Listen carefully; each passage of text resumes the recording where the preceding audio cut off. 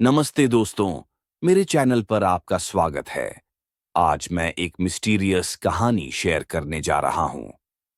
Title: the last wish of the lamp, चिराग की आखिरी तमन्ना।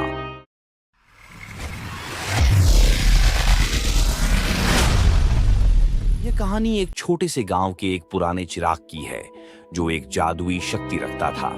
इस चिराग को एक गरीब लड़के ने ढूंढा था, जिसका नाम था अर्जुन। अर्जुन का जीवन बहुत ही कठिन था। वह दिन रात मेहनत करता, फिर भी उसके पास कुछ नहीं था।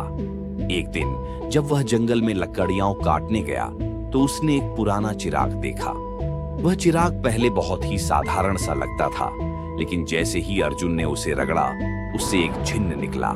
जिन्न ने कहा, मैं तुम्हारा 3 इच्छाओं का मंजूर हूँ, तुम क्या चाहोगे?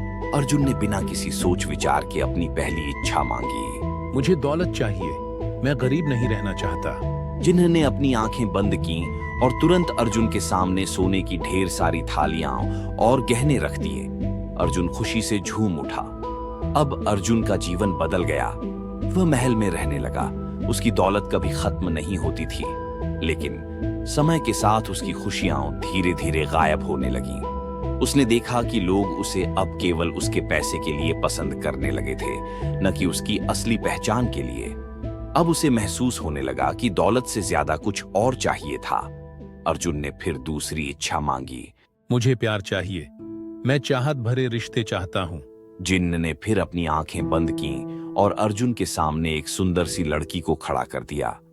वह लड़की अर्जुन से बहुत प्यार करने लगी, लेकिन फिर अर्जुन को एहसास हुआ कि उसका प्यार झूठा था, क्योंकि वह सिर्फ उसकी दौलत और प्रसिद्धि के कारण उसे पसंद करती थी। अब अर्जुन और भी अकेला महसूस करने लगा।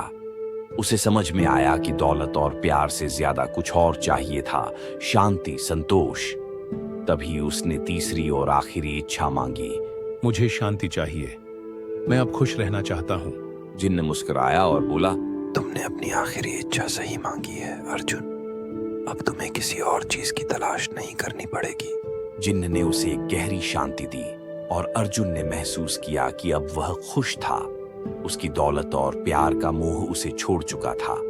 अब वह केवल खुद से संतुष्ट था, और यही उसकी सबसे बड़ी संपत्ति बन गई। अर्जुन ने जाना कि असली खुशी बाहरी चीजों में नहीं, बल्कि खुद की पहचान और संतोष में होती है।